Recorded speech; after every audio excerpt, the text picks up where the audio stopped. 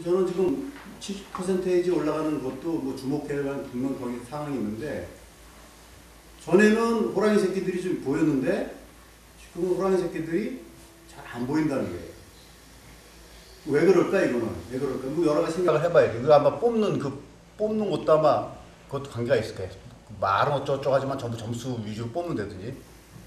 근데 그렇다고 해서 그냥 그 앞에서 점수는 개판인데 뭐 그냥 한동대 50%하고 눈물 펄펄 흘리고 막 그냥 막 감동적인 간증을 하고 그래서 뽑을 수도 없는 거거든. 들어와갖고는 또 계속 수업 시간 졸고 뭐 계속 쓰리아웃 되기 때문에 대학이 있죠. 저는 좀 그게 상당히 우려가 돼요. 표현이 잘 안 되는데 이 반이라. 그게 상당히 우려가 돼요. 그렇게 되면 정말 이상해지는 거거든. 근데 이상해지는 조짐이 상당히 지금 저 몸으로 좀 겪고 있고 내가. 질문을 하시거나 아니면 그냥 얘기해도 되죠. 예, 저는 공사학번 지인수입니다.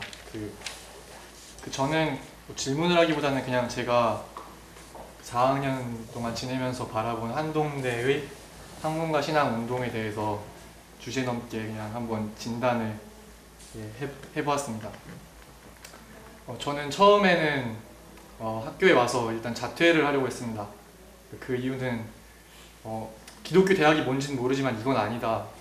이거는 내가 수능을 공부해서 내가 뭔가 꿈꾸던 한동대가 아니었다라는 생각에 자퇴를 결심했었고, 실제로 다른 서울에 있는 학교에 붙었었고, 그래서 뭐 학점도 엉망이었고 엉망으로 살다가 어떻게 코페르니쿠스적 전환으로 학교에 다시 남게 돼서 지금 이렇게 졸업을 앞두고 있는데,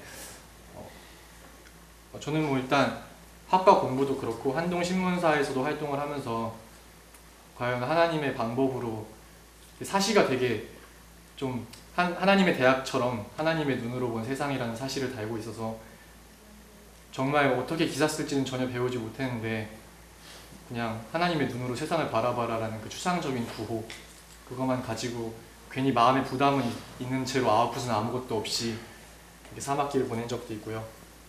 그 학교에서 기대위라고 아실 겁니다. 그 기대위라는 단체가 아주 조용히 한 3명 혹은 4명의 학우들과 교수님들 몇 분으로 있었는데, 그 기대위에서 이제 뭐 1년에 한 번씩이라든지 이렇게 콜로키움을 거기서도 열었었는데, 그때 뭐 찾아간 사람이 기대위 그 학생들 빼고는 저 혼자, 그러니까 외부 사람은 저 혼자 찾아갔었습니다.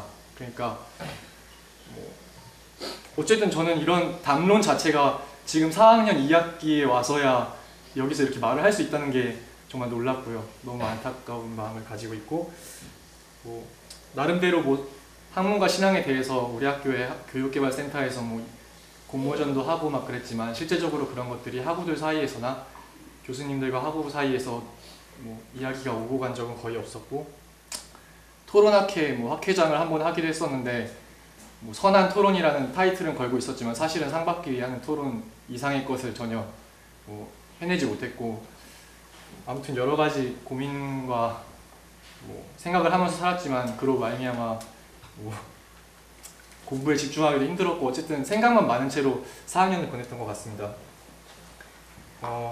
한동에 제가 보기에 한동대학교의 문제 제기는 굉장히 좋았던 것 같습니다.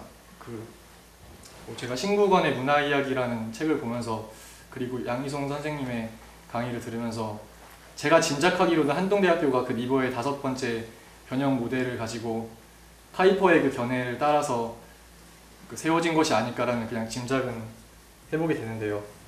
그래서 세상을 구속하고 문화를 구속하고 교육을 구속하자, 뭐 이런 취지로 시작한 것 같고, 그런 취지는 굉장히 좋았다고 생각합니다. 그러나 제가 생각하는 그냥 한동대학교의 실패에는 2가지가 있는데, 첫 번째로는 한동대가 그런 기독교적인 그런 기독교 대학을 세우기에 앞서서 그런 이야기를 다 마치기도 전에 실용주의적인 교육으로 같이 갔다는 거죠. 그러니까 예를 들어서 윤상원 선생님이 말씀하신 것처럼 그런 논의들, 그러니까 담배, 술 이런 것들 말고 정말 기독교 대학을 세우기 위해서 굉장히 노력해야 하는 게 제가 보기엔 선행되어야 하는데, 영어라든지 컴퓨터나 취업 같은 것으로 서울 학생들과 좀 소위 말하는 수능 점수 높은 학생들을 이렇게 데리고 오기 위해서, 그래서 영어 컴퓨터 취업 그리고 술 담배 그리고 예배 이런 것들이 굉장히 중요시 되지 않았나.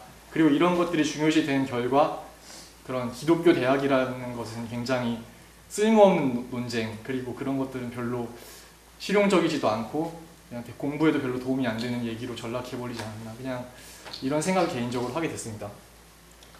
그래서 제가 한동대학교가 지방대학이기 때문에, 그리고 이름 없는 학교이기 때문에 그런 실용주의적인 정책을 쓰게 된 것에 대해는 이해는 합니다만, 장기적인 관점에서 봤을 때 과연 한동대학교가 기독교 대학으로, 카이퍼가 말했던 그 기독교 대학으로 갈 수 있을지에 대해서는 소위 그냥 회의적인 견해를 가지고 있고, 두 번째로는 교수님들께서 가르쳐 주시는 교육에 학문과 신앙의 통합의 노력이 있었느냐라고 봤을 때 저는 거의 그것을 못 느꼈는데, 제가 국제랑 언론을 전공하고 있습니다만 마민호 교수님의 정치학 개론 수업이라든지 김준영 교수님의 국제관계학 입문 수업에서 김준영 교수님 같은 경우는 라이노드 리버를 가지고 민주주의를 설명하신다든지, 마민호 교수님은 첫째, 둘째 시간에 어떤 성경을 통해 바라본 정치 이런 거 말씀해 주신 거 외에는 거의 기독교적인 고민과 학문과 신앙의 통합으로 학문을 바라본 것은 거의 없었다고 그냥 제 개인적으로 결론을 내리게 됐고요. 그런데 제가 4년을 다니면서도 그 4학년까지 지내면서 그것이 전혀 4학년이지만 실제로 제 공사학번이기 때문에 약 7년 정도, 6년에서 7년 정도 학교를 다녔는데 그동안 개선된 것은 거의 없었고, 기독교적으로 학문학위에 대해서 우리 안에서 학생들 사이에서 또는 교수님과 학생 사이에서 전혀 얘기를 한 적도 없었고 했기 때문에 앞으로 과연 그런 논의가 나올 수 있을지에 대해서는 사실 회의적으로 생각하고, 어라이즈 앤 샤인 같은 것도 과연 기독교적 대학을 세우는 것과 무슨 상관이 있는가라는 좀 회의적인 생각을 해보게 됩니다. 그래서 실제적으로 저는 이승구 교수님이 제시하신 기독교적 학문의 조건에서 동기와 내용이랑 그 학문적인 일관성이 그 조건이라고 말씀하셨는데, 제가 한동대학교에 그것을 견주어 보자면은 한동대학교의 동기는 되게 좋았고, 그 마음에 하나님을 사랑하고 뭔가 그러니까 수업 시간이 마치 수업을 예배로 생각하고 전에 기도하고 막 그런 모습들은 되게 좋았지만, 실제적으로 학문을 기독교적으로 생각하고 학문과 신앙을 연결시키려는 노력은 거의 부재하지 않았나. 그렇기 때문에 내용이랑 학문적 일관성에서는 거의 기독교적 학문학이라는 것이 거의 없었던 것 같다는 생각이 들고, 그것의 원인으로 윤상원 교수님께서 짚어주신 일단 학교 세우고 봤다라는 것에 저도 그냥 심정적으로 동의를, 그래서 그런 거 아닐까라는 생각은 해봤습니다. 그래서 제가 결론을 내렸는데, 좀 김두식 교수님의 책에서는 기독교 플러스 거시기라는 것을 굉장히 반대하시더라고요. 그래서 기독교적 학문, 그래서 기독교라는 것이 추구하는 하향성과 학문이 추구하는 것의 상향성이 과연 조화될 수 있느냐, 이런 문제제기를 하셨는데, 그것은 아마 유대영 선생님의 지적과도 좀 닿아 있는 것 같고, 제가 보기에 과연 그것이 가능할까 사실은 저도 회의적인 생각이 듭니다. 그리고 또 하나 제가 그냥 개인적으로 갖게 된 생각은 소위 말하는 기독교라는 것이 가진, 그리고 근본주의와 복음주의와 자유주의, 그것을 모두 또 묶어서 복음주의라고 하기도 하고 더 쪼개기도 하는데, 그것들이 가지고 있는 기독교적 세계관의 천차만별성, 그러니까 예를 들어서 양희성 교수님께서 지적하신 것처럼 그 5가지 모델 중에 우리 학교가 무엇을 취할 것인가에 대한 논의의 부재, 그것이 논의되지도 않은 채로 과연 한동대가 기독교 대학으로 바로 설 수 있을까라는 그런 생각이 들기도 합니다. 그럼에도 불구하고 한편으로는 한동대학교가 이런, 제가 생각하기에는 실패했지만 성공이라고도 볼 수 있는 이유는, 한동대학교가 그 첫 삽을 떴고 제가 한동대학교의 구성원이 된 덕분에 제가 그나마 이런 것들을 조금이라도 생각할 수 있는 기회가 주어지지 않았나.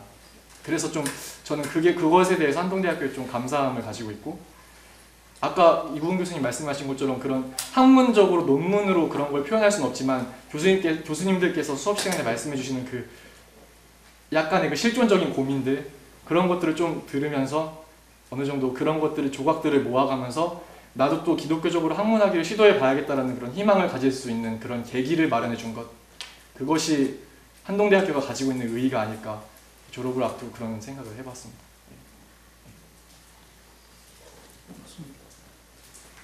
그 아무것도 안 하는 건 아니야. 아니, 기준이 높으니까 그게 지금 없다고 그러는 거지. 그 전혀 기준 결과를 없애기 위해서 기준을 일부러 높이는 건 아닌가 우리가 그렇게 생각해 볼 필요가 있을 것 같고요. 그래서 그 상향성, 하향성 문제는 일종의 범주착오가 벌어지고 있다 그런 생각을 나는 개인적으로 하고 있고, 기독교 학문은 기본적으로는 좀 참여적으로 해야 한다는 생각이 있는데, 관찰자로서 얘기하기 시작하면 상당히 어려워진다 생각합니다. 자, 몇 사람 좀 질문할 사람 있으면 질문을 좀 모아가지고. 네, 질문을 한 가지 하고 싶 이건 뭐 학문적인 질문 이런 게 아니라 교수님들께 그냥 이때까지 지내면서 궁금한 게 있었습니다. 저는 03학번 박진이라고 합니다. 그래서 03학번으로 학교에 들어와서 공부를 하면서 매트릭스에 나오는 어떤 그런 배터리 같은 인간이 되지 않고 시스템에 빨리는 인간이 아니라 좀 하고 싶은 걸 하면서 살아보고 싶다는 생각을 해서 학점에 구애받지 않고 그냥 공부를 하고 싶었습니다. 근데 이 학교에서 과연 그게 가능한가라는 질문이 이제 들었습니다. 학점에서 그냥 자유롭게 정말 내가 하고 싶은 공부를 할 수 있는 과목이 일단 없었습니다. 전 철학을 공부하고 싶었고 문학을 공부하고 싶었고 역사를 공부하고 싶었는데 그게 그렇게 다양하게 있지가 않았음을 발견하면서 과연 내가 여기서 그럼 공부를 할 수 있겠는가 해서 다른 학교로 가야겠다라고 마음 먹었을 때 그때 선생님들이 이렇게 떠올랐습니다. 그럼 과연 선생님들께서는 여기 계시고 계속 무언가를 하고 계시는데 어떤 것을 바라보고 계시는지, 제가 그래서 이제 이번 올해 들어서 이제 고전 읽기 모임을 시작을 해서 여러 학생들과 그런 인문 고전 읽기 시작했습니다. 신앙은 모르겠고 일단 공부라도 좀 제대로 해보자 해서 아무도 안 읽으려고 하는 뭐 일리아스나 신곡 이런 걸 같이 한번 읽어보자 해서 한 2학기째 진행을 하고 있는데, 다들 이제 학점이 눈에 보이고 시험이 눈에 보이면은 점점 사라져가는 친구들을 보면서 아, 이 학교에서 학점 말고 진짜 공부를 하고 싶어하는 학생들이 정말 있을까? 하는 그 유 선생님께서 말씀하셨던 그런 고민이 또 들었습니다. 그래서 제가 드리고 싶은 질문은 방금 말씀드렸지만, 그래서 결국 선생님들께서 이 학교를 통해서 바라보시는 것, 그럼에도 불구하고 다른 곳에 가시지 않고 떠나신 교수님도 많이 계시지만 그 많은 질곡 속에서도 교수님들께서 정말 저희들과 함께 계시는 그 이유를 정말 졸업하기 전에 7년이나 있으면서 너무 궁금했던 그것을 듣고 싶습니다. 아니 근데 혹시 교수님들이 갈 데가 없어서 아닙니다. 답을 분명히 가실 수 있는데 하면 네. 실망하지 않을 거죠.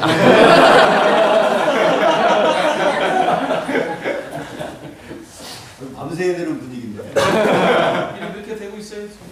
어떻게 세상에 오신 순서대로 하실래요?